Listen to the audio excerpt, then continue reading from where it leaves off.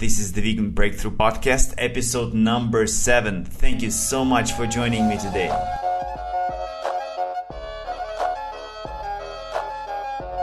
And today we have an incredible guest, Phoebe, co-founder of London Vegan Actions and the Earthlings Experience. Phoebe, hello. Hey, thank you for having me. Oh, yeah, thank you for coming to this interview. Can you tell more about what you do? Yeah, sure. So about 3 or 4 years ago now, me and my sister started a group called London Vegan Actions, and we're based in London in the UK.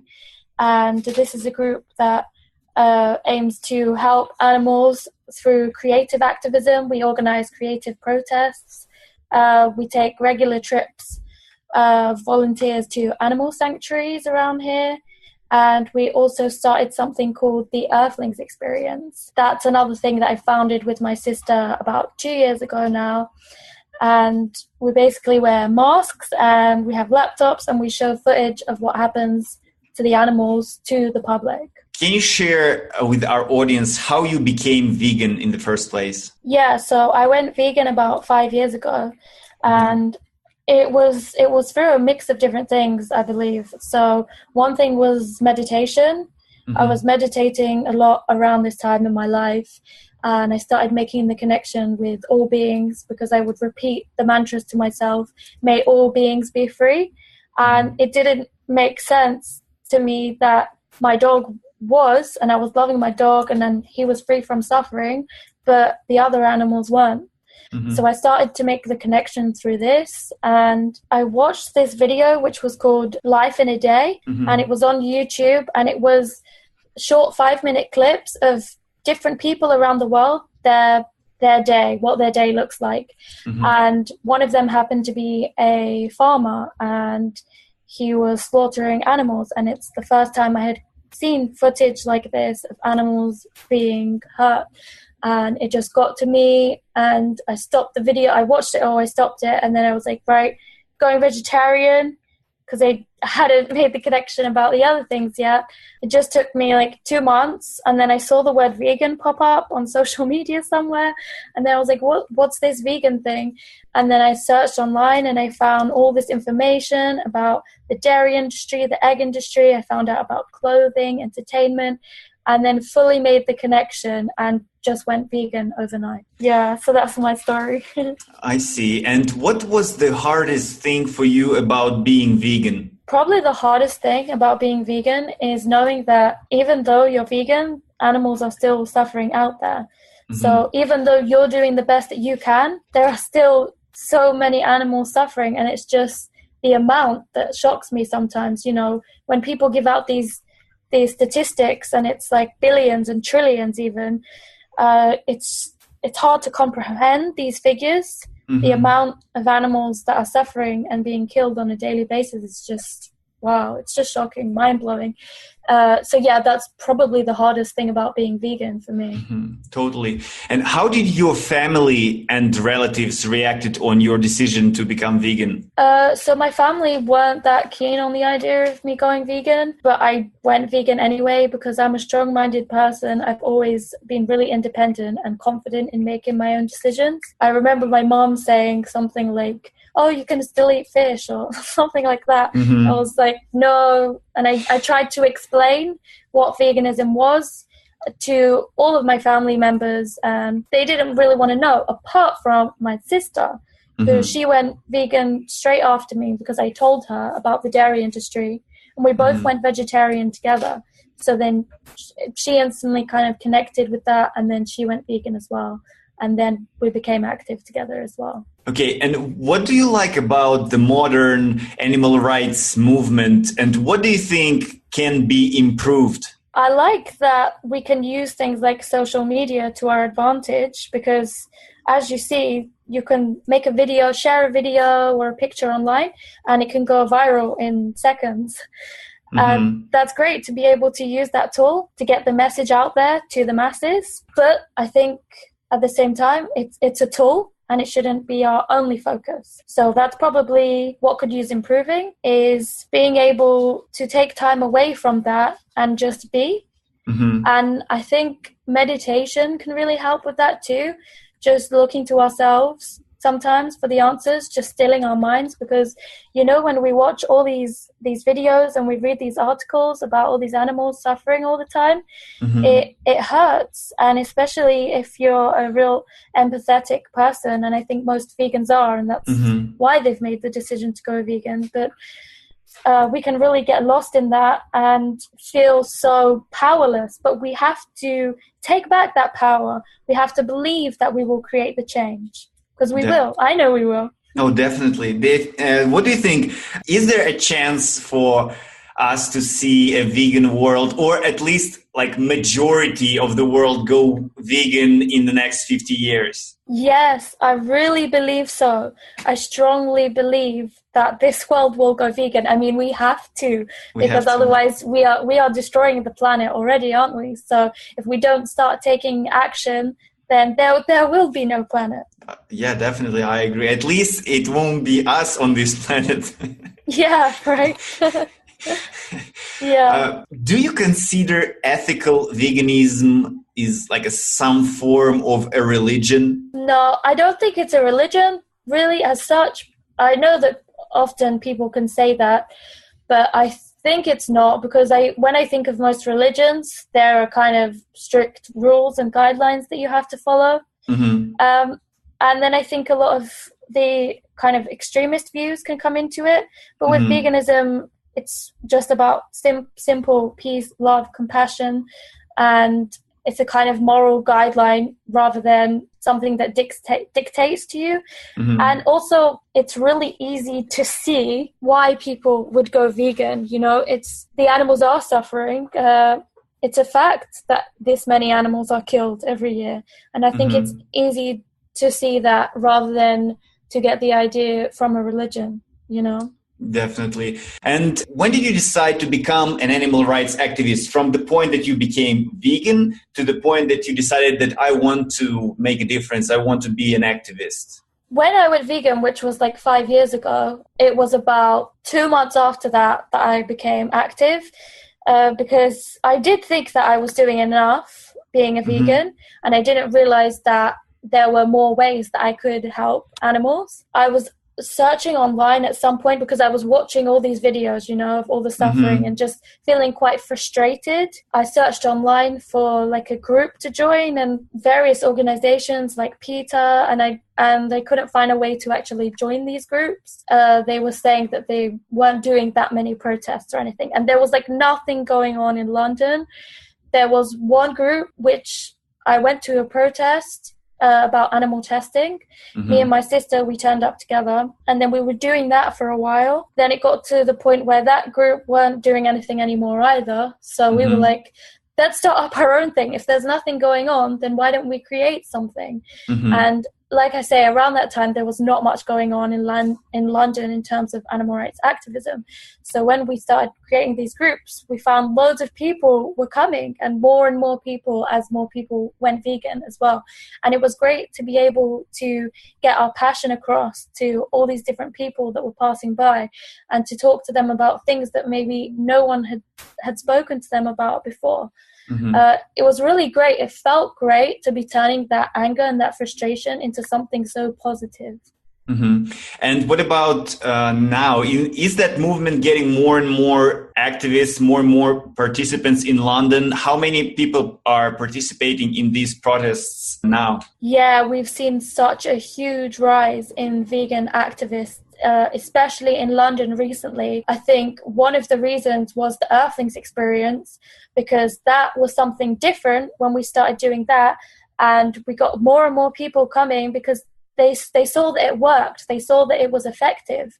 And we created this video and we put it on our YouTube channel, and it got watched by a lot of people, and suddenly we had loads of new people turning up. Also, I think it was this march that we created last year in October, big animal rights march, and it was totally for animal liberation, and there were 2,500 people who attended. So that was really amazing, and we did some speeches there, and from that I think people felt such a strong passion and determination. They were inspired by going to that first protest and taking action from that point. And then also, generally in the world, as veganism rises, so will the activism. Definitely. So for those people who want to become animal rights activists, but they live in a small city or in a village where there are no activists group at all, and what do you suggest to them, to move to a big city? No, I wouldn't suggest that, actually. I mean, I know it can be difficult in towns where there are not that many vegans and you're kind of like feel really lonely in this way. But those are the kinds of people we need to be reaching out to. Those are the kind of towns we need to be showing veganism to, because who else is going to do it? And in London, we have loads of activists, and we have loads of activists coming in from other cities, and people are always writing to me asking me this, actually, like, should I move to London or should I come down to London and join you? But there are groups, very small groups in some of these smaller towns, but maybe you have to do a lot of research to find them first. And if there isn't, you can create something yourself and inspire other people to join you. I think this is the best way to spread veganism even faster. Definitely. And the question that I have is about the Earthlings experience. I saw the video, and you are wearing masks during the process, and you remain silent through the whole process. Have you ever tried to talk to people during the process? Yeah, so we actually do that as well. At the Earthlings experience, we not only have people wearing masks and silently showing the footage, but we also have people within the crowd talking to people and engaging them in the videos and asking them if they'd like solutions to these problems, like if they would like to try veganism, and giving them suggestions and helping them through any questions that they have. And I do this sometimes as well. Sometimes I'm wearing a mask and showing footage, and then sometimes I'll be speaking to people in the crowds. And it's really great to hear all the different reactions that we get, actually. And do some people try to engage in argument with you? Yeah, occasionally we do get people who engage in arguments with us, but that's the whole point of the masks. It stops you from replying to them to be able to engage in that kind of argument. So that's where the idea of the masks came about, and just silently showing the footage, because the footage is really powerful by itself. So we do it in a really busy place in Leicester Square in London, and there are people coming and going all the time, and often there are lots of drunk people around, because we do it in the evening as well. They will sometimes come along and shout bacon or I love meat and I will just go over to them and say, have you tried watching the footage? And if they don't really have anything positive to say, or they don't have any questions for me, then I move on to someone else. Because if they're not listening, no worries. There are many other people who do want to listen, because not everyone is in the right place to hear it. Right. And after you started, when was the first time that you started doing the Earthlings experience in London? So we started the Earthlings experience just a little bit longer than 2 years ago. It was on February the 14th, Valentine's Day. Okay. So, yeah. And after that, people in different parts of the world started to do like the same thing, right? Or the similar thing. Yeah. So it was just me and my sister to start with, because we came up with this idea and we didn't know how it was going to work. So we were just trying it by ourselves for a while. And then we saw instantly how effective it was. And we was like, oh, we need to tell everyone. We need to show other activists like this thing that we can do to get people to watch the footage. We made the page, the Earthlings Experience, on Facebook. We shared a video of people's reactions when they were watching it and spoke about how to do it, gave a demonstration. And then what I started doing was, in London, I started reaching out to people, other activists or people who were vegan and not active yet, and said, do you want to come along and join me, and I'll show you how to do this thing called the Earthlings Experience. So I was taking groups on every week and showing them how to do it. And then eventually it spread out, and those people told their friends, and those people told their friends. And then so it spread out in the UK, and now it's worldwide, done in more than 60 cities. So that's wonderful. Yeah. And how much time do you devote to activism? Do you do that like once a week, or how much time does it take for you? So I would say activism is my life, basically. I'm just so passionate about changing the world that I can't even help it. It just comes into my everyday routine. Mm-hmm. And activism is so much more than just one thing. It's not just the Earthlings experience. It's not just a protest. It can be so many different things. It can be art. It can be a piece of writing. It can be poetry. It can be a documentary. It comes in so many different forms. You can just be speaking to people in the streets about Mm-hmm. what it is that you want to tell them about. And that's activism to me. It's just thinking about how you can make a difference in any situation and how you can use your skills to demonstrate what you're so passionate about. Mm-hmm.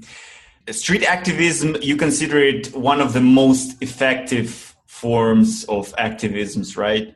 Yeah, and to be specific, the Earthlings experience, because I don't necessarily think some things are as effective as the Earthlings experience. Because it basically raises the awareness, makes people realize what's happening behind the curtain, Yes. right? Yes, exactly. I think, you can choose to give someone a leaflet with a link to watch a video, or you can just show them the video because they're not always going to go home and watch that video, Mm-hmm.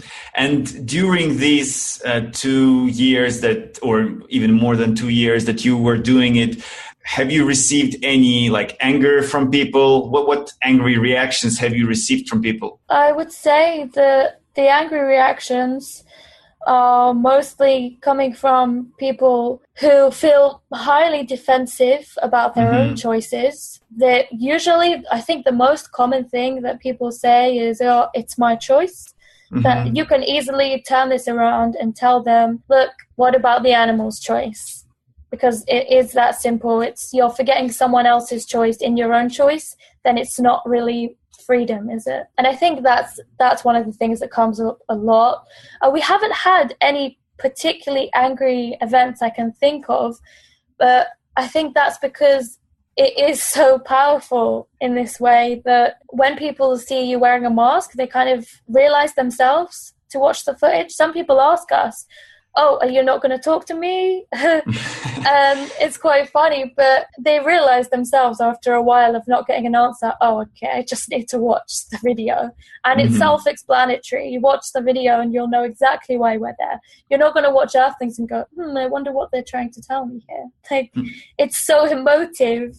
It's so obvious what's happening. And what is the usual police reaction? I mean, not for the Earthlings experience, but when you do some street activisms, maybe near slaughterhouses or somewhere, what is the usual police reaction? Okay, so the police reaction when we go to a slaughterhouse, I sometimes go to the Save Movement demonstrations. And that's where you stand in front of the trucks that are coming into the slaughterhouse, for anyone who doesn't know, and you're bearing witness to these animals. You're sending them love, which they probably haven't received in their life at all up to this point. And you're recording it usually or taking pictures so you can share it online with others so they can see the conditions that these animals are kept in, so they can relate a bit more. And the police, when they turn up, they often pretend to be your friend. They want to get on your good side and they'll make promises with you. So you need to be wary of this, because I've seen many people who are new to activism come into protests and really think, "Oh, they're so nice. Oh, it's fine. I can give my details. That's no problem." But I mean, I don't know how the laws are in Canada, but in the UK, we do not have to give our details to the police if they ask us. So they try to get around us in different ways. So they'll say, "How many of you are there here today? What's your name? Where can I find this event?" And pretend like they're interested in joining you. But this is just a tactic to get information from you. But it depends on the individual, because some police could be vegans too, and they're going to be more on your side about it. So it does depend on which individual shows up. And mostly they are there to protect the businesses, so that's what we have to keep in mind also. And we don't need to focus so much on the police presence, because mostly it's intimidation coming from them. But I mean, when I first started getting into activism, the police used to frustrate me. I'm not gonna lie. They used to really, really annoy me, and I'd get into arguments with them all the time. After like learning to meditate more, I realized it's really not the way. And if I want to get my message across even better, I should just not focus on that, not put so much of my energy into that. And I think that can help us a lot if we just remain focused on why we're there and the actual cause, which is the animals, and not give so much time and attention to the police. And I also saw a video on your YouTube channel in December 2016. You and other activists went inside of Michael Kors store and you exposed them for selling real fur. So you shot that video. Was this video or this action done mostly to spread a message for those who were inside the store, or mostly for creating a video and show it to other people? Yeah, that's an interesting question. I would say a bit of both, because the reason I started the YouTube channel was to get the message across to even more people. But I would say most the people who visit our YouTube channel are probably already vegan. So it's kind of to inspire people to get more active, I would say. But also, to get the message across as well about Michael Kors and that they are selling real fur. But it's not the main focus. When I go into a shop to expose them, my main focus at the time is always making the most impact there that I can with the customers there, because they are the actual customers of this store. So those are the kinds of people I want to be talking to mainly. So yeah, I would say a bit of both, but more focus on the actual event. Got it. And another question, for those who want to get involved into the street activism and answer non-vegan questions, like questions from non-vegans about animal rights and veganism, what are the best resources to educate yourself if you don't know how to reply to their questions? I would say Bite Size Vegan is really good. I think she has so much information on her website and her YouTube channel. She does a lot of research. She puts a lot of information and a lot of work into all of her videos and blog posts. So I would say check out that.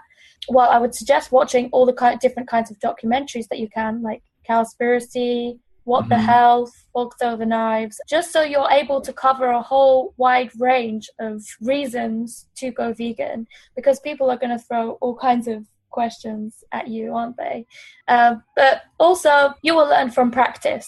You maybe won't be able to straight away answer those questions, but you will think about them when you walk away. You'll think, oh, I could have said that and I could have said that, and then you'll learn better for next time. So it just takes practice, I think. And just speaking from the heart as well, because I think that's the most important thing. When you are real with someone, they can connect with you a whole lot more. Definitely. Okay, and we will end the interview with you sharing a piece of guidance to people who want to try vegan lifestyle but afraid that it'll be inconvenient or difficult for them, or just afraid that it will not work out for them. And you also shared a great statistics. I heard from you that about 84% of people who just go to veganism, they actually switch back to either vegetarianism or even to eating animals, right? Yeah, that's right. And that's also because the 84% figure is the people who switch back to eating animals again after being vegan for the social aspect, because of the social aspect. It's because they have struggled in their social circles to remain vegan. That's a horrible statistics that 84% are going back from veganism to meat eating or to vegetarianism. How we as a vegan community can change that? Just by spreading our message, or what do you think? Yeah, I think by being more vocal about being vegan and the benefits of veganism, not only for ourselves, but for the animals, for the planet, and for our health, and sharing sharing this information with anyone who wants to know more, not shying away from being vocal about it, because the animals really, really need our help. And the only way they're going to get our help is if we get their message out there. So just sharing their message with the world and not being afraid to do so, and just trying things out. We need to stop being so scared of the results and the things that could happen, because just the thought is more scary than the actual action is. So if you keep thinking, oh, it's going to be scary to approach someone, it's going to be scary to speak about veganism, try not to focus on that so much. Just do it, and then you'll realize it wasn't as scary as you thought it was going to be.